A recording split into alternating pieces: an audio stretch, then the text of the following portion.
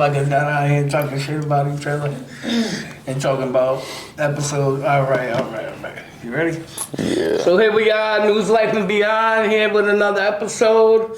I got my man Ruben, he's my barber, my wife, and all the above. What up, bro? We're going to talk a little bit about his life, barber, business, guns, our love life, whatever. We're just going to air it all out right here on the table.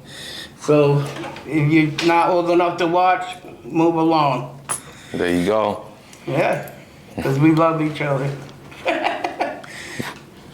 He's my friend. He's my boy. He's my boyfriend. He's cheating on his wife, but that's all right. Right in front of her. Anyways, bro, let's talk about your life for a little bit. What's up, bro? Growing up, where'd you live? I grew up in Paterson, New Jersey, and Helden, New Jersey. Ooh, what's out there? Is it like country shit? Or? Nah, so Paterson's wild, man. You ever seen the movie Lean on Me? Yeah. That's one of the high schools in Paterson. Oh, okay. Yeah, Eastside High. Like it's a wild city. It's like the Wild Wild West out there. A lot of street gangs. Yeah, a lot of street gangs. A lot of. It's diverse, but it's also every ethnicity has got their region of the city. Okay. From the north side, east side, for the most part.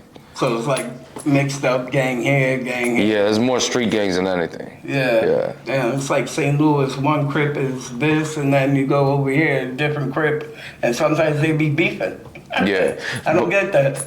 Me either. Let's say, for instance, let's talk about like Bloods, right? You know how nowadays there's like so many versions of over there. You were either a Blood or not type. Right. And then you had your Spanish crew, your Middle Eastern, your Dominican, your Black, etc. It was the wild. Dominicans and the Spanish. We all got along. Don't get Latin Kings and shit like that out there. Yeah. We don't get me wrong. It was diverse, but like you knew there was separation within the streets. Right. For the most part. How'd you grow up? You grew up with mom and dad in the house? Mostly mom, my grandma, and my mom raising me. A lot of women raised me. My aunt, my stepdad raised me. My stepdad Willie. He's my father. I call him. What happened to your real dad? I met him once, and very recent. Yeah, when I two winters ago, 2022, and it just. It was dope. I understood. I forgave. I understood where he came from, why he wasn't there. Being a Cuban immigrant, migrating all over, you had to stay with certain people. At the time, you had to live with a certain group. And I get why he couldn't be there, but at the same time, I also felt like after meeting him, I don't think he's interested or I'm interested, and it's cool. A lot of excuses? I don't want to say excuses. He has some valid points, because when you come into this country not knowing to look at English, and you're supposed to be in one city, and like he wanted to be out there in Florida. He ended up in New Jersey. That's where he met my mom, but he couldn't travel when he wanted to, so. Living together was crazy because he would be forced to. He wanted to be in Florida because everybody down there spoke Spanish and he was used to it, and it didn't work out. But I don't think it was more the excuses. I just felt like he was young, and I see a lot of young people today make that mistake. And it is what it is. Whether it's excuses or not, though, I don't care. I'm grown. I'm fine. Yeah, when you get a little bit older, you always think like, damn, I can't hold the grudge. I got a dad. Because there's a lot of dads that step up and take care of kids that really aren't theirs. Yeah. You know what I'm saying? Yeah. Whether I do it, you know what I'm saying? Yeah. And I love my kids that aren't my kids the same. I think I might love a couple more than my own kids. Only kidding, guys. No. I have step-kids, but I never call them that. Yeah, people ask me how many kids you got. I tell them 3 boys, 3 girls. Yeah, that's how I am. So, how was school like? Get bullied, picked on, anything? It was a combination of both, man. Like when I was in school 14, I think the best thing my mom did was move us to Heldon because it was like right next to Patterson, but it was a nicer region, nicer part. But when I was growing up in Patterson, man, it was wild because you ever heard of what did they call those guys when you in school? You wear like the orange badge. You're like, you're making Hall monitor. I was a hall monitor thinking I was a shit. Man, they wanted to jump me. Like it was, there was a lot of like every day, bro. I mean, you guys, my brother. There was a lot of fights where it's just people joining in. Like this group versus that group, and it wasn't a racial thing. It was just I had blacks on my side, whites on my side, all that. It was crazy, man. There was no way to get an education. That's why I see why most of the city gets, fucked, bro. That's why when people make it out of there, they end up going to a good college and stuff like that. It does surprise people. Because even the people that graduate, man, I know a lot of people that graduated that, man, they got shot months later. They died months later because they went back to the corner, Now, was this junior high or was this high school when you were hall monitor? Well, this was like elementary. No, this was elementary, bro. It was wild. I skipped like elementary to middle school, grade, whatever, to high school. But yeah, that's when I was a little kid. My mom moved me out of there quick. Yeah, I was probably like 7, 8 years old, bro. Hall monitors? Yeah. I only seen them since during like School 14, man. School 14 and school 5. Yeah. Oh shit. Damn. So I was junior high and high school. So my junior high, that's when we lived in Heldon. It was different because people didn't understand me at first. They saw this ghetto kid, And it's crazy because my brother and I, we were polar opposites. My brother was the brainiac, smart, like everyone got along with him. Me, I was very selective. I didn't know who to trust. I got made fun of a lot. Like when me growing up, if I wore an outfit 3 days in a row, that was normal to me sometimes. Not because we didn't have clothes and my mom couldn't do laundry. It's just I was normal, And I used to get like picked on for that. And like I'll stand up for myself every time. But like and teachers didn't understand me. Remember, imagine teachers dealing with urban kids versus teachers dealing with non-urban kids. Right. It's different. It's like dealing with a good kid and a bad kid. Yeah. So it's like they didn't understand me, and I kept that on my shoulder from, what do you want to call it? I started there 4th, 5th grade, all the way to like I got kicked out my high school my senior year. I wasn't a good student. It's because I had no interest, because I felt like I was looked at different. You know how they say, oh, you see something, tell the principal, tell this. I tried all that, and I was always the one that was like I don't like being a victim. But I was always the one that was like, dude, I'm trying to tell you, like, I'm not trying to break no rules. I'm telling you what's going on, and you still making it seem like I got suspended for stuff I shouldn't have been suspended for. ISS, detention for stuff. And then it got to a point where I remember starting sophomore, junior year, bro, I used to just sit down after lunch as class, look around, get up and just leave. I'll leave school. I'll get chased by the police officer who's working at school and all that, and I'll just run. And it got to a point where he just let me leave after a while, because I had no interest in being in school, because I felt like, again, I take accountability that I was a bad student, but I also felt like the help I needed wasn't there either. Right. I was actually smart. I just didn't do the work either. Yeah. Teachers used to tell me all the time, Ruben, it kills me, you're failing, but you should be passing right now with at least a B+. And I'd be like, I got no interest in none of this. And I was already cutting hair too, so. But When about did you start cutting? around 13. All right, we'll get into that later. Yeah. But so you're getting not having a good time in high school or junior high. You had siblings, right? Yeah. Brothers, sisters. So me and my sister were close, but my sister, she moved away a lot. She lived in Pennsylvania with her dad's side of the family. So it was just you and your brother and your sister, or you got? At the time, no, I had a stepsister too. Okay. I was actually, because my sister moved around a lot, I wasn't closer to my stepsister, but you could kind of say that, yeah. You kind of say we're a little closer. Me and my brother really never had a relationship until now. Like growing up, right now he's my best friend. Yeah. But like because we were different people. Right. I always found myself in the street. He always found himself in the books. You know what I mean? Every time I leave high school or a friend's house, I'm on Belmont Ave. And that wasn't the place. There's two sides, the Heldon side and the Patterson side. You ain't want to go on that Patterson side. They call it the north side, top of the hill. Temple Street, north, I think, 5th through North 12, like it's all a hill going down, but it was all hood out there. Was you in a gang? Not really, no, I never gangbanged. Nah, I just hung around them though. Sold drugs? Never. No. So I sold shit I had. You wasn't a product of your environment. Nah, but I got a crazy story about that though. Go ahead. We'll get to that. Oh, all right. It's about it kind of includes the barbering side too. It's crazy. Okay. So yeah, we'll get into that a little bit. So when did you guys come to like Connecticut and all that? When I turned 21, my mom, she had a bad breakup with my stepdad. She wanted to change of pace. She moved out here, and she begged me to move out here. I wasn't gonna move, but I had nowhere to go either. So I was trying to figure things out. I did stay in a couple friends' houses, and I want to say thank you guys for that. It means a lot. But when I moved out here, it was more because I just wanted to make sure she was good. Right. You know, she was living with my aunt.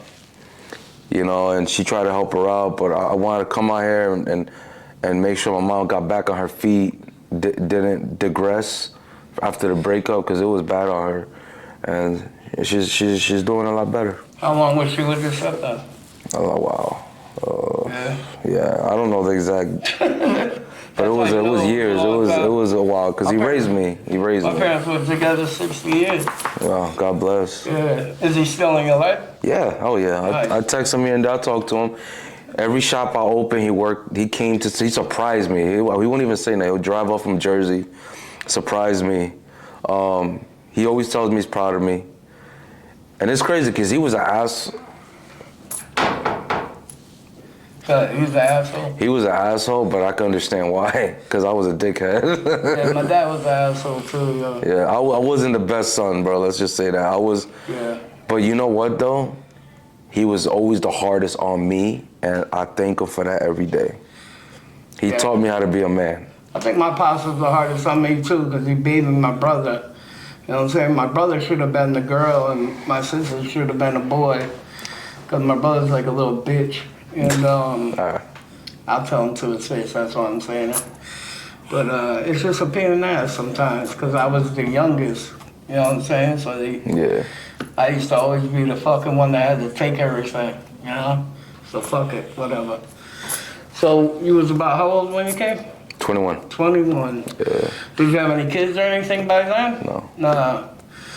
Oh, fuck it. So when did you really start getting into barbering? How you ever say that? Barbering? Barbering, yeah. When I was around 13, 14, I used to walk, whether I was going to school or I actually had a job at 13 too at Athens Coffee Shop, Broadway, downtown Patterson, New Jersey. Whether I was going to work or going to school, I would always, or going to a friend's house. There's either two bodegas I'd go to because it depends on where I was going. Yeah. But I'd always go to the one going on Belmont, and I would always walk by this barbershop. It was called Community Barbershop. Danny owned it. And bro, it's just like the movie Barbershop. I ended up working there and everything. Oh, shit. Probably one of the best barbershops I ever worked at. It was predominantly African American, predominantly. But yeah, they treated me like family. I would walk by every day, and I would just stop and look. And these guys doing I ain't never seen nobody do the afros, shags, straight razor shaves like that. Like we weren't used to that. And I always see him do that. So every day I would walk by, and one day he knocked on the window, because I'd stay there for a good 20 seconds, 30 seconds and watch him. And he knocked on the window. He goes, "Come here." He told me to go inside, and I go inside, and he goes, "Hey, you like what I do? You always walking by?" And I told him, like, "There's just something about it, bro. It's pretty cool. I like it." And he took a razor and he didn't put the blade in it. And he told me, "I shave him," bro. He taught me how to hold it, and I was scared. But there was no razor in it. I didn't know. You know, I didn't know there was like the little razors you break in half. Yeah. So I'm shaving the guy's face, and I'm going above his neck, and I'm like, "Am I really doing this? I'm not cutting him." And then he just starts laughing. He goes, "Nah, you're doing a great job. You got a good angle, but you ain't got no razor in it." And I'm over here like, "You got me." And then since then, oh, he would have had mad. He would have been in the hospital if he had that razor was in there. But every day he would walk me through haircuts. Like I was using detachable clippers, the ones with the metal blades come out, before I even started using regular clippers. Like he would teach me all these crazy haircuts, techniques, how to blend, until one day I bought my own set of clippers, an Andis Master and a T outliner, guards, whatever, razor. And I would carry my little Nike bag. I would walk up and down the street, just tell people, I'll cut you up for $3. Or a lot of times I'll cut you up for free. Next time, give me, you know. Just to get the experience. Yeah, and good thing I gotta give a big shout out to Jose Sanchez. He was one of my best friends growing up.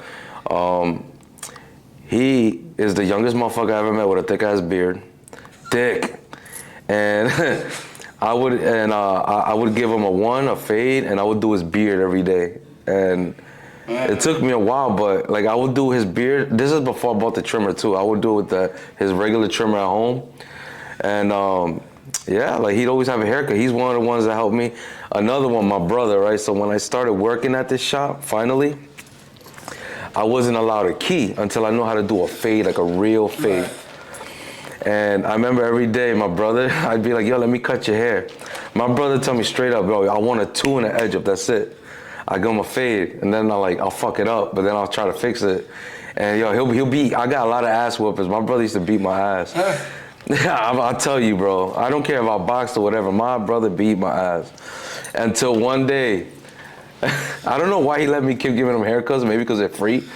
But one day I gave him... Maybe he wanted you to get the experience. Nah, he didn't care about that at the time. Nah, remember, me and my brother didn't talk like that. Oh, yeah. That's probably the most we ever spent together. Like, most interaction. But, yeah. You know, but one day I give him a fade. It was a 2 on top, and I give him a fade. And it's crazy because as soon as I go like this on the side, do the guideline, that moment he goes, fuck, bro, I told you. I keep telling you. But then he can't do nothing about it because then he's gonna walk around with a line on his head. Yeah, you gotta fix it. So one day I did the fade and it came out nice. It was probably like the 25th time I gave him a fade. And then he was mad, but then he looked in the mirror, he goes, at least it's good, bro, thank you. Yeah, he don't like fades. Like now he gets fades all the time. But back in the day, all we did was Caesars. So I called my boy, Leonard owned the shop after Danny. Leonard, they both grew up together. Leonard, I was like, Leonard, can I get a key, bro? I did a fade. He got on his bike. It was in the summer sometime. Went to my house, looked at my brother's head. He's like, yeah, all right. Gave me the key. Little did I know, not everybody is easy to do the same fade on everybody. Right. So when I was in the shop, I was still fucking fades up. But right. I had barbers there to help me. But if I did fuck somebody's hair up and nobody was there because I had the key and I'd open up first, I'd wait for the next barber to come in, or I'll tell the guy, hey, can you come later? And you know, and they'll fix it up. So you was like 13 when you got the key to the barber? Nah, this like 2 years in. So we're 2 years in, it's like 15. 15? Yeah, 15. How long did you work there? So it was crazy, man, because a lot of people knew me on Belmont, and the barbershops knew me as a client, not a barber. So there was a couple shops, like a good amount of shops, like Willimantic type shit. You know, I worked there for like a year. Then I worked somewhere on the other side of Patterson because Danny ended up opening up his own shop somewhere else. He sold Community Barbershop to Leonard. I worked with him, but then like one day, I guess I was cutting late. He didn't like it. He drove by. I was a brat about it. He went in, he goes, damn, you cutting after hours? And I was like, hey, I gotta cut him, bro. I didn't cut nobody all day. He got mad at me. So I packed up my shit and left instead of talking to him. I ended up going back to Community, but then I ended up this guy opened up a shop down the street called Master Cuts, ended up working there. I met my boy Sharif, he taught me some things. And then I just started moving around a lot, and everywhere I moved around, it was like a black shop, Spanish shop, white, whatever. I learned different things. And then like one day, like, this goes back to my stepdad now. My stepdad, he wanted me to work with him construction and carpentry. He would drag me out of shops and make me work with him. But he wanted me to learn the trade, I get it. But then there was one day me and him got into an argument because I woke up extra early. We were supposed to do a job, and I woke up mad early, and I said, nah. Like I snuck out the house to walk all the way to the shop where Danny was at. That's where I was at. And that was like 5.5 miles. I walked. And I left an hour before my stepdad even got up. My stepdad goes straight to the shop when he gets up, tries to drag me out. I was like, I'm not going nowhere. So he goes, you out the fucking house. So when I get home, I see my stuff packed. I look at him, and I wasn't a bad kid per se, but the fact that it's like, this is my passion. I love what I do. Let me learn this. Like, I'm not even getting paid. I know you're teaching me to trade, but you're not even paying me, you know? But so I yelled at him. I was like, "I'll get the fuck out the house then." He was surprised because I don't curse in front of him. He was straight. Like, one time I had earrings, bro. He snatched some shits off my ear. Like, he was straight. So I said, "I'll get out, fuck you." So I took all the bags that he put, I threw them down the basement, and I was gonna stay in the basement so I could find someone to pick me up. And that's when my mom, she like had my back. She was like, "No, Ruben ain't going nowhere. He's not on the street. He's learning how to do barbering. Right. You know, he's not out selling drugs. He's not doing so this." he thought you was out there doing bad stuff? No, it's just, I understand. So even when I was in high school, my own guidance counselors used to tell me, "Damn, you want to be a barber?" Like, they would be like, "You want to be a barber?" There's no, but the reason is because every shop I worked, I was in the hood. Right. You know, so I get it, but that didn't mean anything. I had a lot of good people come to me. You know what I mean? Like, they just didn't understand it. And when on my stepfather's side, it was more like he just wanted me to learn the trade, because he thought if I learned the trade, I'd be successful growing up. So I appreciate that. It's just not what I wanted to do. Like, if you ask my wife right there, who works on the house more, she does. Yeah. I just nail shit. She paints, she does that, she does the caulking. Like, I don't do none of that. Right. And I'm gonna be honest, like, I'm glad she does it, because, you know, it gives us Fuck it up. Huh? You fuck it up? I just don't care. You know? You got any good stories that you can tell from the barbershop? Like when you was younger at the barbershops? Any crazy A lot of shit fight. going on? So when I tell you, community barbershop was like the movie Barbershop, bro. Like, it was fun, but it was emotional. It was loud. It was a lot of getting along and a lot of beef. I remember these two dudes, uncle, it was Carl and Jarvis. They're like, I think they're uncle and nephew. And they bet on a dice game, and I think Jarvis owed him a couple bucks, and he was like, "Yo, where my money at?" This and like right in front of clients. It was a Saturday or a Friday. It was a busy ass day. And Leonard's right here. Leonard's telling me, like, I'm over here getting nervous because I'm a kid, you know. These are grown men, and they getting serious. I'm talking about Jarvis like, "You ain't gonna get nothing. I give it to you when I give it to you." And Carl, he's the bigger, older dude. He's like in his late 30s. He's like, "What you said, bro? I'll take it out your pocket right now." He goes, he goes, "Put your hand in my pocket." And they kept going talking slick back and forth. And then Carl dove in his pocket. Jarvis threw a punch. Carl ducked it, picked his ass up, slammed him on his head. Oh, shit. It's like this was normal, though, because Leonard, the owner, looked at, because they're all related. Leonard looked at me and goes, you're good, relax. Like, it was normal.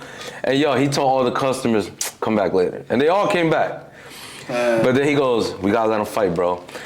And they started fighting for like 5 minutes. They hugged and made up, you know, like they were good. Like that was crazy working there. What else? Maybe recently, I don't know. Like, in my shop now, I run a more business-minded, so you're not gonna hear a lot of stories.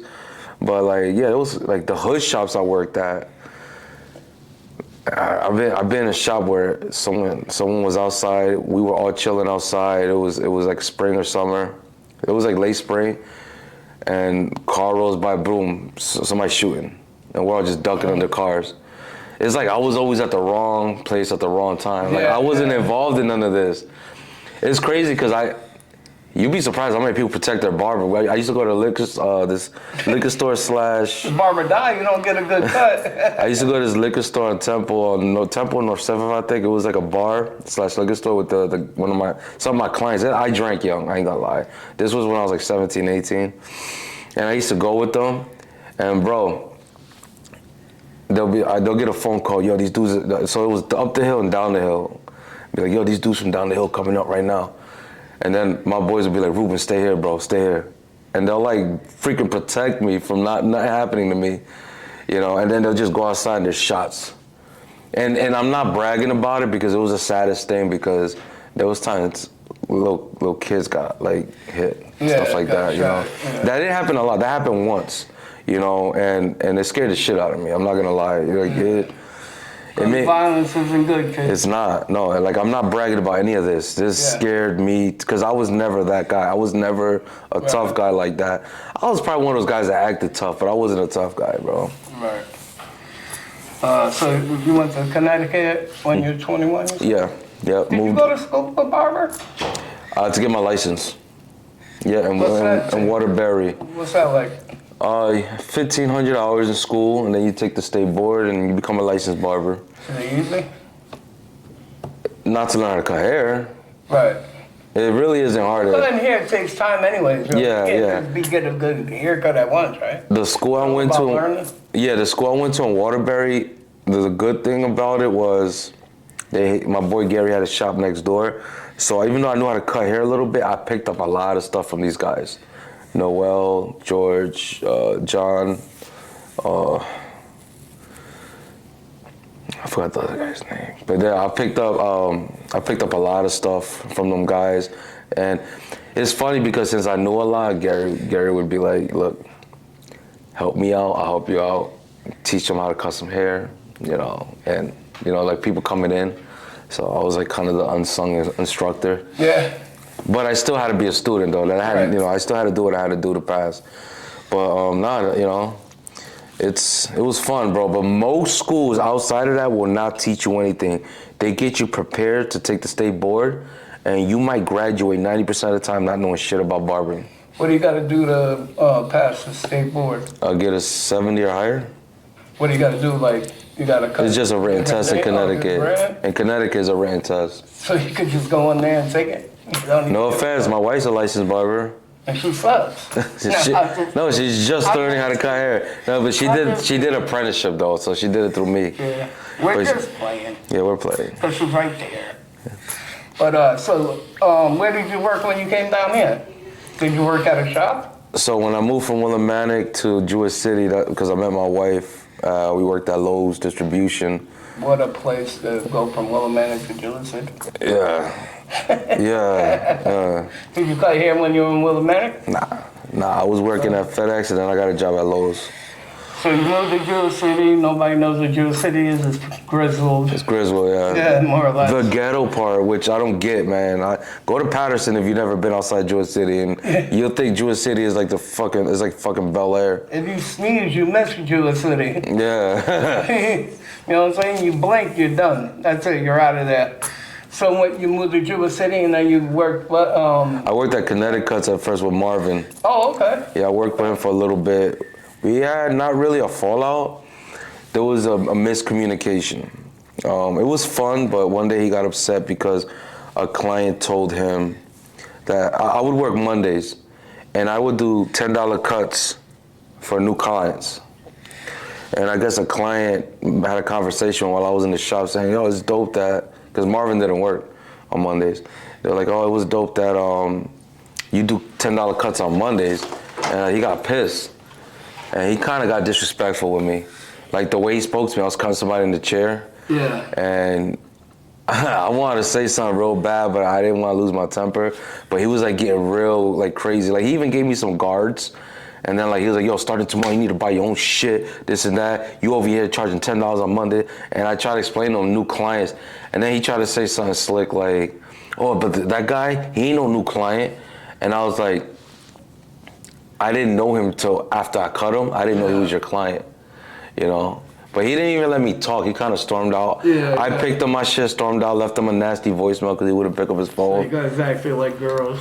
Yeah, bitches. When back in the day, barbershops weren't open on Mondays. That changed? You know what's crazy? Still are, and I don't give a fuck. People ask me, why you open? I work Sundays. I don't work Mondays, Work but every day, bro. yeah, I All do. day. My bills don't Why care. barbershops close on Monday? Like, It's a tradition. I'm gonna be honest, never understood it. I know it's a tradition from way back in the day. You had to go through Tuesday to Saturday, and they would just close Mondays and Sundays. But me, I think I care about tradition. right. I don't try to care. Money don't care about tradition. On Main Street, like going to in Greenville, Yep. where you go past St. Mary's Church, Mm-hmm. and you're going towards like the motorcycle shop right Yep. there, right before the motorcycle shop and all of that used to be my barber when I was a little kid, called Rudy's. Okay. I got the worst headlights from him one time, yo. Oh my God. Yo, my mom was trying to kill the headlights. I don't care. I had headlights. Everybody had lights, bro. Headlights. And when they put the medicine in, they were going crazy, yo. Oh my God, I was crying. It drove me bananas, bro. And it had to come from him. Where else would it came from? You know what I'm saying? Because he was old by then, bro. You'd be surprised though. So here's the thing. When he cut your hair, did you have short hair or long hair? I had like longer hair. Okay. Probably like your hair. You know what I'm Okay, saying? got you. Because I was going to say, if you have what you got now, you can't get lice. Yeah. Oh, I know that. But lice, a lot of times. So you know what's weird? When you were little, didn't they check you guys for lice in school? Yeah. They don't do that no more. Nah. They'll do the little chopsticks. Yeah. And I remember I had one, they evacuated the whole school. And Yo. the reason I got it is because my sister used to get lice a lot because of sleepovers. Yeah, and the long hair and stuff. Yeah, sleepovers, a lot of sleepovers to do that, bro. You know what else they don't do is check your ball sack. Yeah. You know what though? I look back and I'm like, it might be weird, but I always think back, that better be a real registered nurse. Yeah. It better not be no regular random CNA checking my fucking balls, bro. Or just an ordinary person. That was weird, bro. Like, Yo, just think about it. Our parents let them do it. yeah, right? Shame on you. Shame on you. Shame on you. You won't check my balls, but you'll have a stranger check my balls. They don't do a lot of shit in school anymore. Nah, they don't even teach no more, bro. Nah, for real, You go to school to know whether you're a girl, boy, or both. I don't know. Or fucking what sex you want to be. Or a fucking dog, or the call it. Oh man, I swear I wish my kids would come to me with that bullshit. Yo, the teacher made me touch my balls, Dad. Was Connecticut cuts in Greenville then? What happened? That's what Connecticut was, right? Now? No, the Connecticut I was at was Norristown? oh no, Jewish City. Jewish City? School Street. Oh, yeah. Right by the liquor store. Oh, okay. Or as Connecticut say, residents say, package store. Yeah. Yo, when I first moved to Connecticut, I'm gonna say this quick. My mom's boyfriend at the time. My mom's boyfriend at the time was like all day. He was like my second day in Connecticut. He's like, I think it was Saturday. And he's like, yo, we gotta go to the package store, bro. They close at this time. They gotta go to the package store. And all day, I'm like, all right, we gotta go to the package store, all right. And then like every second we're driving around, I'm getting clothes, I'm getting toothpaste. I just moved out here, I didn't have much. He's like, yo, we gotta go to the package store. And then it got to a point, I was like, bro, you need boxes or some shit? You need tape? Like, is there a UPS store around here? He goes, no, the package store. And I'm like, what the fuck is a package store? Why do they even call it a package? I don't know. Even spirits, bro. What the fuck is this? Well, Yeah, I don't know. That's more. Spirits is like a drink, I think. Yeah. But package store sounds like I need to mail some shit. Like I need to mail this by tomorrow. Liquor store because you don't have packages at the package store. I guess liquor stores sound more hood, so Yeah. whatever. Wait, before Call it the happy store then. Hoagies or grinders. Yeah, grinders I found out is definitely a Connecticut, New England thing. Hoagies started in I think Jersey, but I didn't even know that. I said sandwich. Like you go to the bodega, I want a ham and cheese sandwich. Right. I go to the school in Helden, like on the menu, you got your food and then the option is hoagie. And I used to be like, what the fuck is a hoagie? That shit sound nasty. Mm-hmm. And then when I got to the line, I'm like, yo, I want that. And they're like, yeah, but you chose this. Yeah. And I'm like, I can't have a sandwich? He goes, well, next time choose a hoagie. Yeah. And I was like, that's a hoagie? Mm-hmm. Why can't y'all just say sandwich, bro? I don't know if it's New Jersey, but I've seen on one of the bodegas, they go in there and it's lines, bro, from the block. Mm-hmm. Because you go in the store and they make these grinders. And you can grab whatever you want in the store and they'll put it on the grinder. But it ain't, they like mashed it up. The Aki shit? Into like a That was a TikTok trend that started. I'm gonna be honest, that's more for the trends and the likes. Like you'll never see me. You talking about the guy that be like, for sure. No, this is like a regular store that's been there forever and made these grinders. Oh, okay. Like they put potato chips in them, whatever they want. Oh, see, that makes sense. I thought you were talking about that TikTok But they stuff. made it look like fucking tuna fish. But that line used to be out the fucking door. That's how good the shit was. That's how you know. There was a spot in Jersey at one time called Torpedo Base that was like that. Yeah. Like you could put anything, pickles, jalapenos, potato chips, fucking rice and beans if you want, I guess. I don't know, everything. You know what I'm saying? It was crazy. Yeah. But, so after you left Connecticut, where'd you go from there? I just, it's crazy because when it came to barbering, I would cut hair, and then I'd get a job. Quit that job, cut hair. Get a job. Quit that job, cut hair. So after Connecticut's, I actually quit Bob's to work at Connecticut's full time. And then I worked at Frito-Lay. As much as the pay was good, I couldn't do what they wanted me to do at Frito-Lay. I was putting chips in a box for 15 fucking hours. Yeah. I couldn't do that. Quentin did that. Yeah, I couldn't do it. No, I don't care how much they paid me. Well, everything got a price, but it wasn't enough.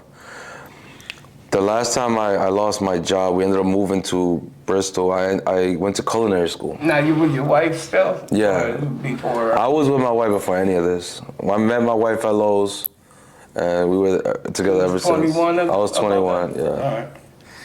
So what were you just saying? I didn't mean to cut you. I ended up going to culinary school in Cromwell, near New Britain, so we moved away. Don't go to culinary school, it's a fucking scam. The chef instructors ain't like me because their food was garbage. Oh, shit. And I let them know about it. But yeah, outside of that, culinary school, I worked some chef jobs. And then what got me into barbering, my boy Ness in Middletown, he owns a shop called Finesse, because when I lived in New Britain, we lived in like a multi-family apartment thing. And his grandparents kind of ran it, like fixing stuff and keeping the place up to, whatever. So I would cut his relatives because he ain't had time to cut them. And one day when he moved to a prime location To get out of this fucking shit. near Nora's Cupcakes in Middletown Main Street, he asked, "Hey, bro, I need a barber, yo. If are you thinking, would you be able to come on the weekends and that?" So I found a way to get off on the weekends of my chef job, work with him. Then after a while, he's the one that convinced me to get my barber's license. He was like, "Yo, why you don't get your barber's license, bro? You good?" Because all my life, everyone always told me barbering's not a real job. Right. That's why I never got my license. So when I finally got my license, it was so hard because I was working like 2 full-time jobs. I had to do a lot, to get this license. And I finally got it. But then we moved back. Right after I got my license, we moved back because I went to too many evictions out there in Bristol. So we decided to go back to Jewish City. Yeah. I must have went through like 7, 8 evictions. We moved back. We went through another fucking eviction. Yeah, brought the roaches with him. Yeah. Said, fuck it. But we started noticing that life was getting better when we moved back to Jewish City. Me and my wife started having children over there in Bristol. Yeah. So in Jewish City, it was better to raise kids. The school systems, everything. So if you've been with your wife for so long, how the hell you got stepkids? They her kids. Oh, she had kids before y'all met? Yeah. She older than you? Yeah. She's 48. I'm just kidding. He's like 20. She's 42. 48. I always say that at the shop. She gets mad. Man, so you had kids young, huh, Ma? You can say yes or no. Yes. She said she had 12 kids at 21. She got more than me. My oldest, 26 and 19. Okay. My first was at 15. Okay. And my second was at 20. My first son was with, his mom was 15. Yeah, but that bitch looked like she was 30. She was tall as shit, like 8 feet tall. Yeah, not really 8 feet, but. My son is 6'7", think about that. I'm only 5'10". So she was like 6'1", 6 foot or something like that. But yeah, so you guys moved back to Jewish City. When did you open up your first shop? So when we first moved back, I worked at Smart Style inside the Lisbon Walmart, that salon. Oh, okay. And I don't know what the name of it was. yeah, people call it the Walmart salon, and they literally That's what I used to say. Walmart don't even own it. It's crazy, but Are they even open still? I just don't know how the fuck they're open. But no offense, it's not the workers. They It's just always got people in there. they do. No, they do. People are gonna go in there. They're gonna do their thing, Yeah, but because they think it's- it's in a store, so they probably think it's like way better. I say it's not barber friendly. I wasn't really making much. It's more for women, I would think. Well, just Right? cosmetology, I feel like you'll make more. Okay. Because the pay is, the way they go about it is it's not weird. It's commission. If you don't hit commission numbers, is hourly. So like for me to make the money to commission, doing haircuts, I had to do dyeing or this, and I didn't want to do all that. Right. I know how to do it, but I'm a barber. This is what I want to do. So I remember, this is what happened. It's crazy. I just got licensed. Remember that. I only got my license for a couple, not even a month I had my license. And I always told my wife, I was like, it used to be in Connecticut that you need your license for 2 years before you go open up your shop. So I remember my wife was the one that would tell me, no, I don't think that's true. And I never listened to her. And I remember I was like, you know what, let me ask around. I asked a couple barbers that I knew, like, they ain't had their license for 2 years. And then I asked them, like, yeah, I got licensed for like 6 months ago. I just want my own place, my own. And I'm gonna say, you could. So I called the health department. As soon as they said I could open up my own shop, I called work next day. I was like, yo, I can't come in today. Me and my wife went all the way around Preston, Norwich, Jewish City, Griswold, Plainfield, everywhere. Tabbville, Ockham, Baltic, Sprague, all that to look for a place for a shop. And I couldn't find something in my price range because what I was gonna do is take my 401k money from my chef job, and it was only like $1,500. And I already had a chair, already had a station. I just needed a place to cut hair. And I found a place by mistake in Baltic where you first met me. Yeah. We were driving back that way because the little back road back to Jewish City when you bang that right. Yeah. So I saw it didn't have no rent sign, but I saw an empty office, and the windows were kind of big. So I'm like, all right. And then I went in the bar and I got the number to the owner of the place, Jimmy. Jimmy met me with Carolyn, and boom. I was like, yo, I only got $1,500. They're like, yep, that'll cover the rent. I was like, yeah, but I need the floors, I need this. And he's like, we're gonna do it. They did everything for me. Put the sinks in, all that. Bro, the day I passed inspection, I was ready cutting. I was. Nice. So that shit saved my life, bro, because I thought I made a big mistake moving back to Jewish City because we literally were about to go through an eviction because I was barely getting paid. I was barely getting paid at that salon. I was only getting like $125 a week. I kid you. I swear. I got the receipts and I got the pay stubs. 120. The most I made was 170, and I was working overtime. That was, well, not overtime, but working extra hours. That camera still working? And it's crazy because like we you know that big, it used to be Brown apartment building by Day See the Street. numbers going? I don't want to get in trouble by Steve. He been bitching at me a lot. Because last time we had a whole interview for like 2 hours, and the volume, there was no volume, no noise, no voice. No, it's great. All right. But like I was, you know that big brown building on Day Street by the flea market? It used to be brown. Yeah. They put siding to make it look nice. Yeah. I rented that, couldn't afford it, and that was like not even $600. Damn. Yeah, because I wasn't getting paid nothing. You know, she was with the kids. Yeah. She couldn't work. You know. So how much was rent at the barbershop? In Baltic, it was like $650 at the time. It was really good. That's not bad. So how long did you work by yourself for a long time? Or? Nah, I ended up hiring a young barber, and then another one, and then after 3 years, we ended up going to Jewish City, bigger place where I'm now. Hold on. Now, when you got Fitz and the other dude, Yeah, Josh. you taught them both, or did they know how to? No, Fitz, I helped a lot. Josh had an understanding of cutting hair already. I was just trying to teach him how to be a little quicker, but he took forever. Yeah, he's nice though, but he you know, it's just, I see, my thing with clients, I'm promising you, 90% of the clients want to be in that chair no more than half hour tops. Right. So, but you know, at the end of the day, if that's what he want to do, that's what he want to do. Yo, before I got up with you guys, my boy Landon used to cut my hair a lot. Shout out to Landon. And that dude would take a long ass time, but he was like OCD with it, bro. Yeah. And he worked at a barbershop in New London. You know, if you go past the old courthouse, Yeah. it's on the corner. Okay. Next to a Chinese restaurant, that road I think it is. On the right hand side, there's a bunch of chairs in there, but yo, when he worked there, he would cut my hair forever. I'd be sitting in that chair falling asleep, but yo, your hair looked nice as fuck. Yeah, that's what mattered. But you was easier to come. So this guy didn't start cutting my hair. Fitz started cutting my hair. And one day I had to, you don't mind me talking about this. You said whatever the fuck you want. So we in Ockham, Baltic, where the fuck was it? Baltic. Baltic, yeah, same I'm shit. sitting in the barber shop waiting for Fitz. What was it, like an hour? I think so, around No there, yeah. call, no show. Yeah.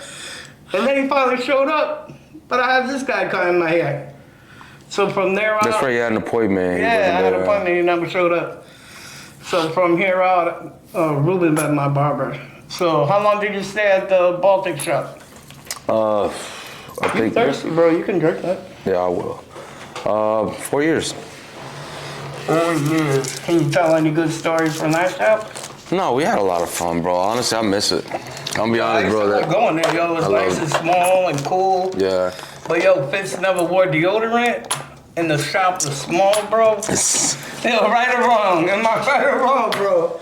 All I- It's either that or I don't know what deodorant he was wearing. I promise Yeah, you, it bro. didn't work, bro. It didn't work. Whatever. Yes. Nah, yeah, It that's smelled like, yo, an onion, bag of onions. straight from the gym, bro. Yo. Like, But how come you never try to like hook up the little part next to the It what was- that, an office? it was already taken. It was a dog grooming. Oh, that's right. That's Yeah. right. And now it's actually both places is one big dog grooming place. Oh, really? Yeah. Oh, I didn't know that shit. I thought they left before you left.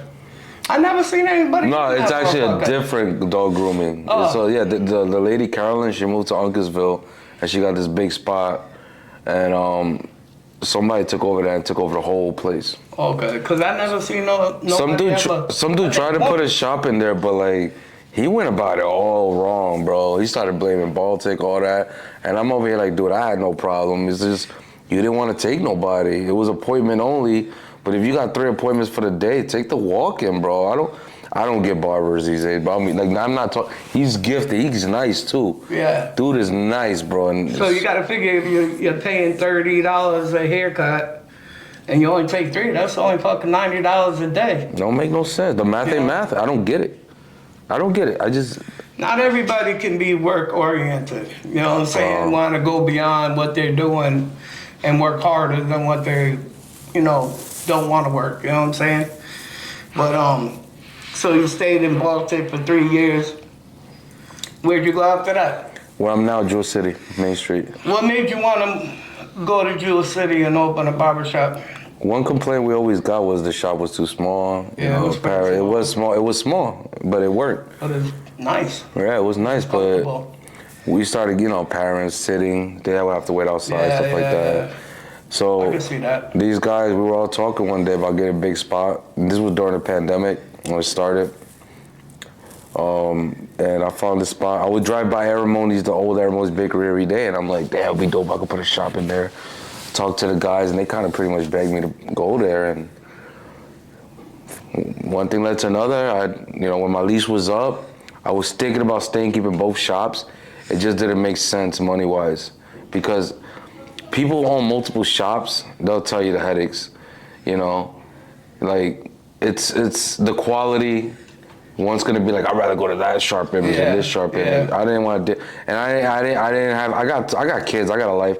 I don't have time unless it's a different business. Like I owned like a restaurant and a shop, and that's different. But I don't want to. Like I'm already tired of teaching barbers, honestly, because except for my boy Nick.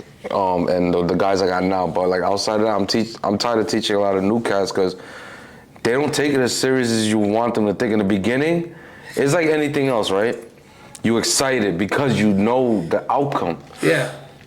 but you don't know the build up to that outcome. You don't know the in between. And when it's like you're going to school for barbering, you don't know that you're gonna do a lot of fucking boring stuff. You're gonna do 1,000 roller sets, perms. You're gonna do shit you never gonna do. You go to high school, you're gonna learn shit you never gonna. I'm not saying never gonna apply in life, but you're gonna be like, dude, I don't talk about history. I don't talk about, pre-calculus and stuff like that. Right. My problem solving is my, what I keep in my fucking. Yeah. So my other than you teaching them, they still have to go to barber school? So now I got apprenticeship. You gotta do 2,000 hours with me, and then you got 300. I do 300 hours at a school for theory work, and then you gotta take a state board. But the good thing is, you get to make money while you learn. Oh, okay. It's just like being a plumber apprentice. So this, apprentice means you can work, and actually, if you're an apprentice, you're supposed to get paid. So Right. How many chairs you got in the new shop? 7. 7 chairs. Well, what's it like to be an owner of a business? It's good and bad, man. Like, you think things are gonna get better when you go bigger, And to me, it's not. Well, if It's, you're female, they say that. I guess. I guess. Yeah, I want a 12-incher. Well, but sometimes you're gonna be like, I was good with 6, you know? Like, what the fuck? I didn't need that extra 6. It don't go. It don't fully penetrate. Like, I missed the cheeks clapping. They're only so deep, yo. I don't You know what I mean? No, that's what I see, yo. I be praising these girls that be like, look, this is 12 inches. We don't need all this. This is good enough. And I be like, save this girl with all calls. Yeah. She's a smart one. Yeah. And then you got these girls, I need 10. Like, you need 10. You echoing. Hello. Yeah, you go down. About to Damn, bitch. throw a match in there just to see what the fuck I'm looking at. Oh, shit, when the wind blows, like. All right, so you got 6 chairs, you 7. got 7. And what you plan on doing in there? Like, now you got this big shop. Well, I You had got. 3 employees when you first went there. Well, I did have more after. Right, 'cause you but got- I'm just saying, when you first started, you have this big ass shop, and you only got 3 employees and more rent, right? Yeah. So what's it like to own a business? Like Like I what's said, the ups and downs? the ups and downs is be ready for. It's just like the song says: more money you make, the more problems you get. More money, more problems. Yeah. You think you're making more, but you're paying more. Yeah. You know what I mean? When I was in Baltic, I didn't have to watch my bank account so much. That's Right. just, you know what I mean? Yeah. But I'm a also, barber, so I know a little bit. also I made a couple mistakes here and there, but you don't, when it comes to a barbershop, you don't have to go so big. You can make it look luxurious, you can make it look nice, but I learned you don't have to go all, like I got a whole back room I don't even use. Right. A pretty decent size back. Really, it was bigger than my last shop. Yeah, definitely. The back Yeah, one. the back is almost as big as my front. The front is almost 1,000 square feet. It's like 780 to almost 800 square feet just the front alone. I think the bathroom was as big as your shop. And Probably, shit, you probably ain't lying. big. But like that's what I'm saying. Like, so right now I'm thinking about downsizing soon. Hold on. We got some things. So you got your shop. You got you, Fitz, and Josh. And then who else did you get in there? We had Justin and Darius. All right. So now that you're, what's it like to be a boss? Like, Well, you're not really a boss, so that's the thing. Like, it depends on how you run in the shop. If you Right. have people that are contractors, you want to say what it's called, independent contractors? yeah. Yes, they gotta abide by the rules of the shop, but at the same time, now they're paying you booth rent. Whereas if I'm charging commission, it's kind of different. All right. So you're really not their boss then. No, You are their boss. I'm the owner of the shop. owner of the shop, I'm and the they shop gotta owner. pay you to work there. Yeah. It's like if when the house I bought, I was So- renting it for 7 years. Yeah. It wasn't my house, but I Right. had to treat it like it was mine. It's like being a stripper. Yeah, basically. Is something wrong? No. You're like, all right, have a good night. So, during that time you moved, COVID was going on. Yep. Did you fucking get nervous and shit? How you gonna pay your bills? I What don't you know. gonna I had a do? garage. That's what I'm getting. I was never scared of COVID. Not one, and nothing about COVID scared me because nothing ever made sense. I'm sorry for the people who died. I'm sorry. I don't believe a lot of those deaths were COVID caused. But and a lot of things just didn't make sense. Man, the day they let us reopen the shop. Cause I was cutting hair I was cutting 30 heads out of my garage and I was doing house calls. I was going to hotels charging 100 each. I was probably making more money. Yo, his shop was, fucking garage was just like the shop. That many people coming in and out, in and out, in and out. But I enjoyed it because I always get a haircut. This guy comes all the way out here to Mystic to see me. You know what I'm saying? That's love. That's a real barber. That's family, you know? Thank you. There should be more people like you. But I gotta look good for all these old people, you know what I'm saying? These ladies in here, whew. All these nurses, you know what I mean? Man, yo. Yo. Anyways, So during COVID, you still was making money. That's another thing. You go to the casino sometimes to cut hair, right? Oh yeah, like Bellator when or something like Bellator's in that, yeah. town, or an event, or you know, I used to train a little bit of MMA, nothing serious, back in Watertown. So like my boy Mike Kimball know a lot of these fighters, and they'd see my Instagram and be like, hey, you want to do some haircuts? You know, and I'll go to the Bellator fighters, you know, casino, hook them up. What do you charge them? I'm gonna be honest, bro. I'm not gonna lie. Like I charge no more than like 75. A lot of these, I'm not knocking them. A lot of these fighters, you know, you gotta understand, they're not millionaires. They're like me. Some of them ain't even making good money. No, so, and then not only that, it's also, you gotta look at it like, I don't like the word clout, but it's very good for putting yourself out there, you know? It's like when I used to go to Ray Allen's house and cut his kids, you know, I didn't charge like $300 per kid. I cut all three of them for like $150, you know? It's like, and they treated me like family. Yeah, I was just gonna say that. They treated me You good. love. His You know wife what would I'm literally saying? cook me something to eat. They would treat me well. I watched NBA Finals, one of the Cavs versus Warriors, like all 4 or 5 days in his house. Like that's, you know, that felt good. And he's one of my favorite players all the time. Shit. Yeah. Like there's certain things that You is. weren't being greedy just because they got money. You know what I'm saying? Yeah, man, it's. And people that have money and you do that, they're looking at you like, damn, you care more about me than the money. You know what I'm saying? There's certain things you want to build relationships, like Right. Word of mouth. Yeah, yep, exactly. Who was the biggest celebrity you ever cut? Outside of going to Ray, I didn't cut Ray Allen. I cut his kids. You know, Caldwell, one of the former lightweight champions, the Wolfman, Caldwell and Bellator. There was a few fighters I cut. You got hair at Bellator when I was there watching the fight. Yeah, I did. Yep. Yeah, I think that's about it. I never cut too many celebrities, but I've met. Like I've met Fat Joe. I met not celebrities, but like it's cool meeting UConn players. Yeah. You know. Yeah, like I've met some people, and then I know people that met some big people. So Yeah. nothing crazy.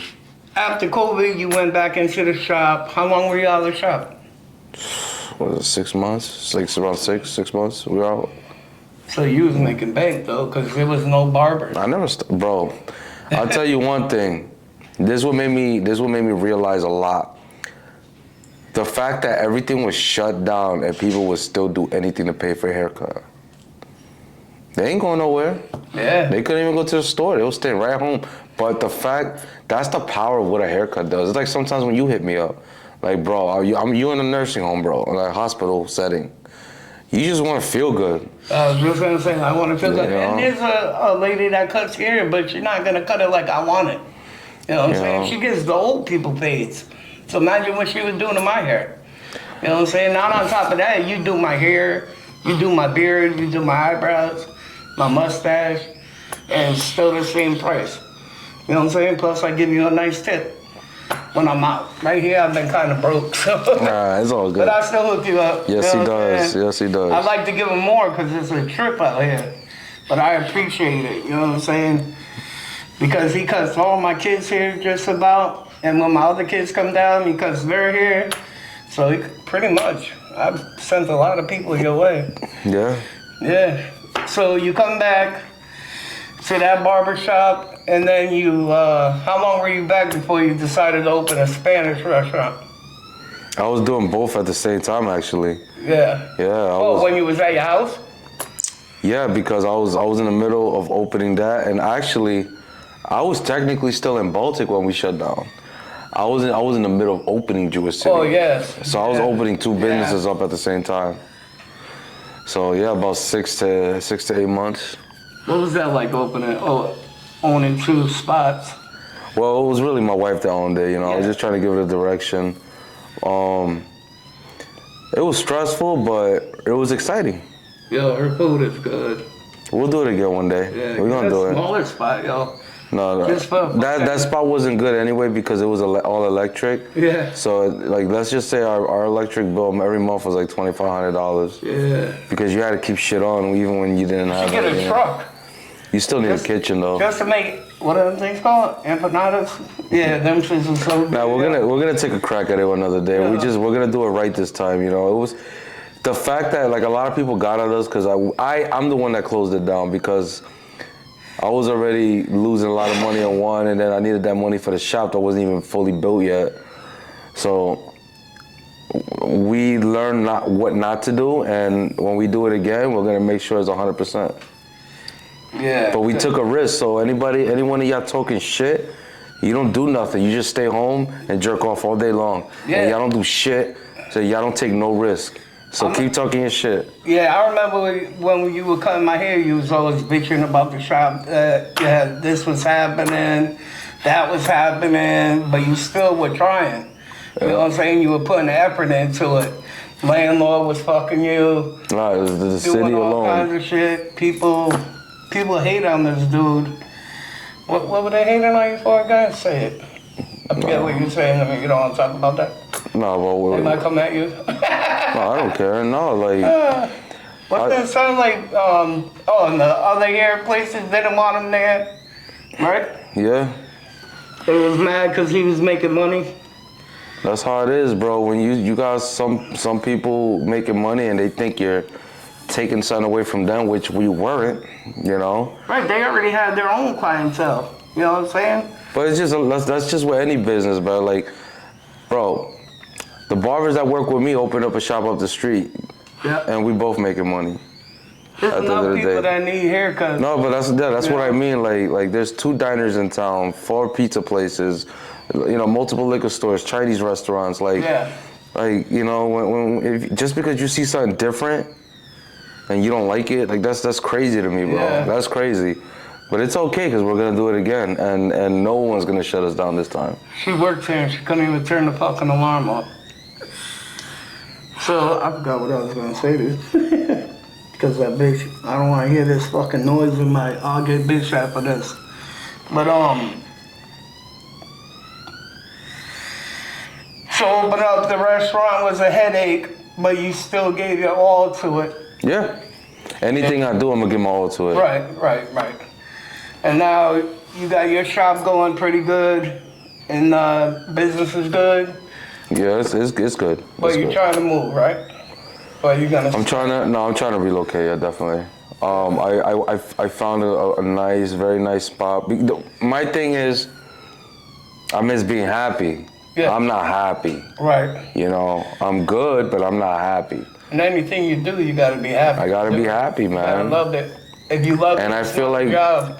I found a place where, let's just say it's a third of what I'm paying now. You know, everything's gonna go down, and it's a beautiful place that can fit 7 chairs, no crowding. So next month I start school for gunsmithing. Has an office for I was gonna get into that with you. well, Go ahead. No, my bad, my bad. When did you get into guns? a year ago, about a year and a half. All right, so go ahead and talk about what you're gonna say. No, I was just saying, ever since I got into guns, I found them fascinating. I'm all about firearm safety. I'm not no wild cowboy now. You know, I take my kids shooting. I teach them gun safety like crazy. Thank you. I seen them shooting actually the kids and the wife. Yeah, my wife loves shooting. We were shooting today. She looked happy as shit, yo. I was kind of jealous. We took my daughter's boyfriend today for the first time. He loved it. Yeah. So watch when you get out of here. I'm taking your ass shooting. Yeah, we gotta roll up in my whip. Nah, I'll be walking by then, hopefully. But so you're into guns. Now the whole gunsmithing thing you was talking about, is the barbershop gonna go out that way too? So I found a place with an office, Yep. and it has a real nice office where I could use that. But that's what I meant to say. Yeah. That's gonna be together. And it's more of something I'm gonna do on my own. So Right. I support, like, especially like shout out to Joey Guns and Playfield. #1 place to get your firearms and firearm needs, ammo, all that. Unless you get it from the corner down. And- No, that's a different spot. No, but it's just they're my people. Like I support all the places. Yeah. I support all the places, Jewish City, all that, Swamp Yankee, all that. But these people, I go like I have a relationship that I'm building with them, and the reason I mention them is because I would never cutthroat them. Like, I'm gonna be up the street or down the street. This is something I'll be doing personally. People that I know, clients that I know. Like people that you cut their hair have guns and stuff like that? Yeah, like we have conversations I have at least conversations with at least 7 people a day about guns and shooting and what's new and what's legal and what's not and stuff like that. So what made you really want to get into guns? The moment I shot one. Yeah. So during the pandemic, my wife and I, we got our permits. She bought her first pistol, I bought mine same day when we got our license, our permits, and we didn't shoot for like a year or something. So people would start inviting. My boy George would invite me shooting. My boy Todd, he was the first one inviting me shooting, and it's crazy because I always held it wrong and I sucked at it, this and that, and then I just started like anything else, like even barbering. Till this day, I've been cutting hair. I'm 38. I've been cutting hair 25 plus years. I'm still looking at YouTube videos. I'm still learning, teaching myself. I'm still educating myself. So I started doing that with firearms, and I started knowing different calibers and barrel lengths and just different parts of guns, 1911 style, polymer, steel, all that, like just different rifle settings, like all types of stuff. And it's just, I'm not begging, no one's telling me to do this. Yeah. So when you start doing things on your own, then obviously you got an interest. Right. So like it's like people who trade cards all day, like it's like a big thing. Yeah. Cards. Like I'll buy 2 guns that I spent $1,000 on, and I'll trade them for I've been trading guns just to get the right one. Yeah. So right now I got the right pistols that I like so far. I got the rifles that I like, but that's what got me into it. Just it became a hobby. But if it's a hobby that you could capitalize and make money off, shit. Yeah, why not? That's when barbering turned from a hobby to my profession. Yeah. Maybe one day I want to compete. I don't know, with these courses with guns. Maybe one day I want to be an instructor on the side. Anything that, if it makes money, it makes sense. Sell guns. If I move out of state, I wouldn't want to open up one here. But if I moved out of state down the line years from now, my kids are grown, I'll open up my own shit somewhere, Florida, New Hampshire. Did the people up the street close? Who? And across from Pizza Palace? Yeah, they were never there. I don't get it. Yeah. They were the first ones there. Yeah. They were the first ones there. They never had nothing in stock. Weren't they there and across the street? No, that's a different one. Oh, that's a different That's a whole different one. They still there? Yeah, they're doing great. Oh, nice. Yeah, bro, it'd be packed, bro. Yeah? Small little room, smaller than my shop in Baltic, bro. It'd be fucking packed. They're doing great, bro. Q got his gun permit and never got it. Yeah, he told me. Everything, I don't know what the fuck happened. They're crazy. You know what I'm saying? Because he got his on Route 12. You know what I'm Yep. talking about, next to the restaurant? Yep. And so you take your kids shooting and all that? And they really like it? My daughter's a marksman. Marksman, what do you call that? Yeah, It's whatever. Marksman, whatever. Him, Mark N. Smith. Yeah. No, she She was pretty good. I was watching. No, she's really good at watching videos. It's crazy because the pistols, I got the big grips and they got little hands. Yeah. And even Jaden, my youngest son, I can't wait till Skylar get maybe 3-4 years old. Then I'll take her. Can you buy them guns? No. They have to be a certain age. Yeah, you could take them shooting. They need Can you buy a gun for them, and when you're shooting at the range, they can use that gun? Oh yeah. It's the same thing as shooting my shit. It's my gun though. It's not theirs. Right. Yeah. But you can buy a little gun for them, so they have a. Yeah, because I'm thinking about buying 222s. Those are easy for kids to shoot. Yeah. It's like shooting a BB. But my daughter's already shooting my 9s and 45, so it's do I even want to waste my money?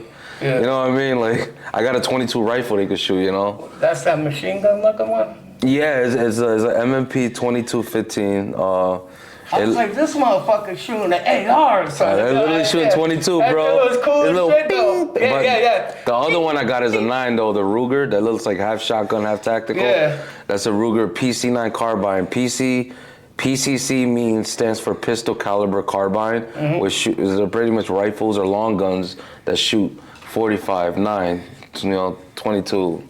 They don't shoot them big 308s or 300 blackouts and shit like that. AR-15s are illegal, right? Fuck. Back in the day, Bro, I'm crying, bro. So technically they're not. You can buy an AR-15 platform, but it's called. I gotcha. It's called a fixed magazine. So the magazine's bolted in. You can't take it out. So you gotta load it from the side. Okay. So you can buy that. My boy's dad, when I was probably like, I don't know, 20, so that was about 10 years ago, because I'm like 31 now. He had 2 AR-15s, yo. He was military, though. Oh, if you have your military, you can have whatever the fuck you want. Yo, he has so or a many cop. guns, bro. Like, his whole closet was fucking full. I was like, God damn, he's about to start a war. Nah, Handguns, big ass. my uncle in 357. Florida got some crazy shit. He don't like me talking about it, so I won't say what he got. But he got some crazy shit. Yo, some like, why do you even got that, Theo? Like, I'd be like, what you need that for? Right. And I don't believe in saying shit like that. If you want a bazooka, Military? nah, just Florida. You go where the fuck Florida, you want. yeah. Shit, you could go buy You fucking. got arrested and have a felon and buy a gun out that way. Yeah, they don't care. Not It should be that way though. It should. I promise Especially if you didn't get arrested for a violent crime. But I even think if it should be all right. Yeah, definitely. My thing is, the cities that are the most violent are the ones with the strictest gun laws. Yeah. But you go to a city where everybody got a gun, bro. You know where we live at, Lisbon, all that. Everybody packing. Yeah. Everybody packing. You don't hear shit. You don't hear nothing, bro. Jewish city, you don't hear nothing. Here and there, once in a blue. Drugs. The For a small time, that's a place, yo. Not shitting on Jewish City, 'cause I like it there. I love it there. But, Some parts could be zombie land, though. And very racist. So you're gonna teach it. So by the time your kids can buy guns, they'll know a fucking They'll be better than what I did right now. They'll be 10 times, a million times better. Because I love watching them shoot. They're so cute. Bro, it's God, awesome, bro. The fact that, and you know what's crazy? Like, I do get hit up by some teachers and stuff like, oh, we seen the video or this and that. And I'd be like, and? Did you see them go like this? Go, yeah, motherfucker. No. Yeah. You see them practice gun safety. Right. And it's not different from taking them archering, shooting bows and arrows and shit. Like I know a 75, 80-year-old dude that comes to the shop and twice a year he goes to Canada to hunt grizzlies with a bow and arrow. What's different? Yeah, that's crazy, How the hell right? you kill a grizzly bear with a bow and arrow? Miles away. Being real good, yo. He's like in Connecticut shooting. It'll get there. Oh, man. Yo, I heard them motherfuckers are hard to kill. A grizzly bear? Yeah. I got one tatted on my neck for a reason. It's, Cause you want to kill one? no, Do you like hunting? I never hunted. I want to get into it one you day. just into But if I hunt, I'm going to hunt like a quail or a turkey. Yeah. I don't even want to hunt a deer, you know what I mean? Like, If you do shoot a deer, let me know, cause my boy knows how to. or I've been asking people, if you live in a large area and you got a hog problem, a wild hog, Yeah. I'm there. I'm there with all my guns, That's a bro. lot of bacon. Oh, I don't fuck. Yeah, that too. I just know want what to shoot I'm some saying? pigs, bro. But yo, for real, if you ever did kill a deer, one of my boys knows I hated venison, right? But he does something to it and you can't even tell. Don't taste gamey at all, yo. It just tastes like a steak. You know what makes it taste gamey? Adrenaline. Yeah? And what they eat. Well, he gets that shit out of it. It tastes just like a steak, bro. He's probably really good at hunting. Yo, he has a deer farm or whatever it is. Oh, okay. So he's doing something good. Yeah. You So can it's go different. like hunting on his shit and everything. Because they say a lot of times when you buy meat and it tastes gamey, it's not just what they eat. They know they're about to die, and it takes a hair of a second for the adrenaline to cross the muscle fibers. Yeah. And that's what gives it that bitter taste. And this is a quick story. Like, not even a story, Uh-huh. but in Texas, they have this ranch.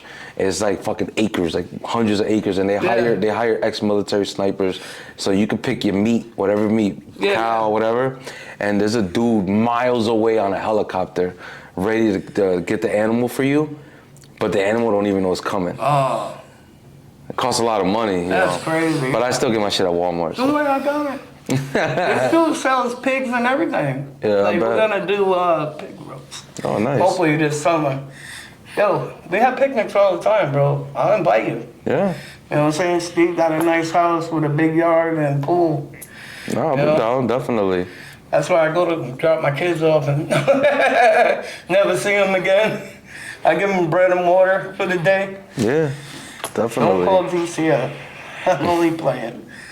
But so you got the kids in the guns, you're in the guns, the wife's in the guns, everybody's in the guns, and you're having a great time and being safe about it. Yeah.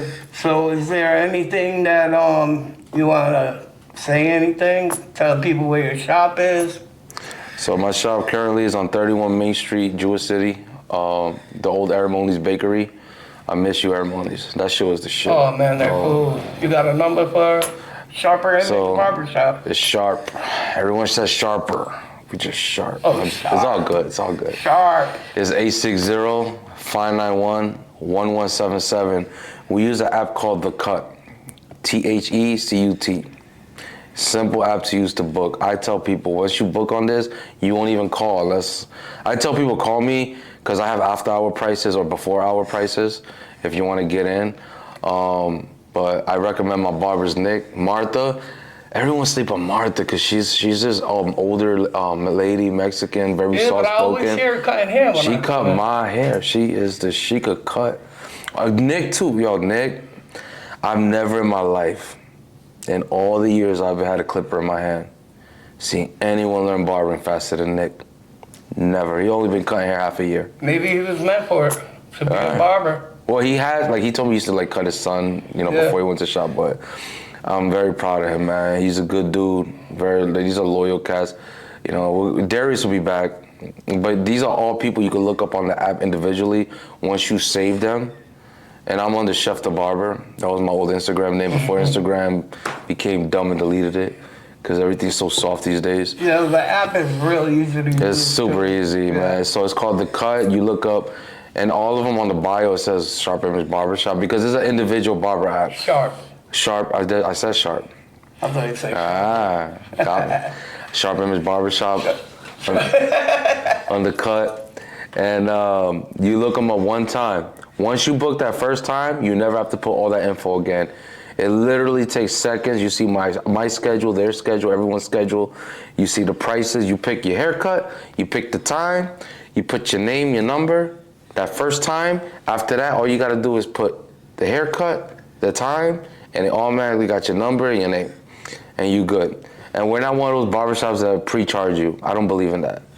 Because if you don't like the cut, we're not going to charge you. But I highly doubt you won't like it. Yeah, he didn't charge me. They fucked my daughter's hair. Not him, somebody else. She's no longer with us. No longer with us. My bad, bro. I didn't mean to say it No, like no, that. no. She's not there, though.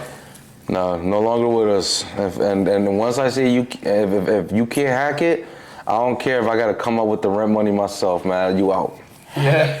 That's it. That's how I'm one of the people call me a tyrant because I guess I'm the only barbershop owner firing barbers. It's, you know what? If you're disrespectful, if you're dirty, if you're not consistent, all I ask for as a barbershop owner is do your job. Treat the shop like yours. Be clean, and that's it. And let's get along. And you If you cool as shit, if you too, can't so- do that, you don't belong in my shop. Yeah. And I don't care if you're willing to pay me $500 a week for rent. No, you're not staying. He's a good dude, yo. I never hear him bitch. Well, he bitches to me about shit, but that's between us. But he doesn't bitch, man. He's a good guy to. I'm very straightforward. And he'll cut anybody's here, and if you need to get in, a lot of times he gets you in. You know what I'm saying? Dude be working till 8, 9, 10 o'clock at night. All right. His wife about to divorce him. I'm only kidding, but And that's why I work till 10 o'clock. I'm playing. So It's you a can joke. stay away It's from a her? joke. So she can finally divorce me. No, I'm playing. I'm playing. Does she get half? Huh? Half? That's the problem. I don't know yet. You guys been together a long time. She might get it. Nah, she gonna get it. I'll just give it to her too. You got social media? Yeah, I got sharp.image.barbershop.ct Instagram, Facebook business page Sharp Image Barbershop. I don't have any. If you want to check out my shooting page, if you're into shooting, Ruben RUBN loves shooting SHOOTIN. Basically, it's a page that devoted and dedicated on shooting. Is that Instagram or That's Facebook? Instagram. All right, Instagram. I might have a TikTok, but honestly, I don't use that shit. That's too much. And Twitter is confusing. I don't know how you guys do it. It's X. Oh, it's X? Oh, Yeah. okay. X, no. X. The only X I believe in died. Yeah, nothing. Anything else you want to tell them? No. I'm glad you had me on here, man. I appreciate you coming. No problem. My guy, what time are you guys open? What's your schedule like? So our schedule's crazy. Here's the thing. We try to please everybody, or as much people as possible. So everyone has a different schedule, so we could be open 6 to 7 days a week. I'm off Monday, Tuesdays. I work Sundays except for the summer till August. But usually I'm there no later than 10 o'clock. Sometimes 9, sometimes 9:30. But that's what the app is for. Like our Google hours do not reflect the app. Our Google hours are very general because that's when we're gonna be there no matter what. But if you go on the app, it's gonna tell you 10, 11 o'clock on Google. On the app, it might say Ruben's there at 8 o'clock today. The cool thing about the app too is sending the messages. When I send that mass message, I tell people like, hey, I have openings. I got a cancellation. This Friday, I'm gonna be there 8 a.m. So that's why I tell people take advantage of the app because I can't do this on Google. Yeah. You know, the app is very upfront and very direct and very quick and very instant. Whereas in Google, I'm just gonna lose my mind. Yeah, I like that you stayed with the cut because that other app, I didn't. We had another app, Yeah. Squire. I'm gonna tell you right now, I didn't you like that motherfuckers. shit. I don't know how barbershops use that, but God bless y'all. Y'all probably found something that I couldn't do, but that app lasted 2.5 weeks, and I went right back to the cut. We try to use an app that integrated all the barbers at one time so you could see all the barbers, but that's it. With the cut, you gotta look up all the barbers, but once you save them, you got them. That's it. But everything else is perfect. There's nothing on the cut app that you could possibly complain about. Nothing. This guy supports the community too, yo. Can you let them know what you do for them? And No. the kids? August, we like to with the haircuts. We'll do an event with free haircuts, and then we'll do another event closer to school. Probably 2 weeks after that, where for every haircut you get a free backpack filled with school supplies. We got food. We do face painting. We give away a lot of snacks, drinks. Like I said before, food. We bring in Spanish food, pizzas, whatever. Sometimes in the Easter, we have the Easter bunny.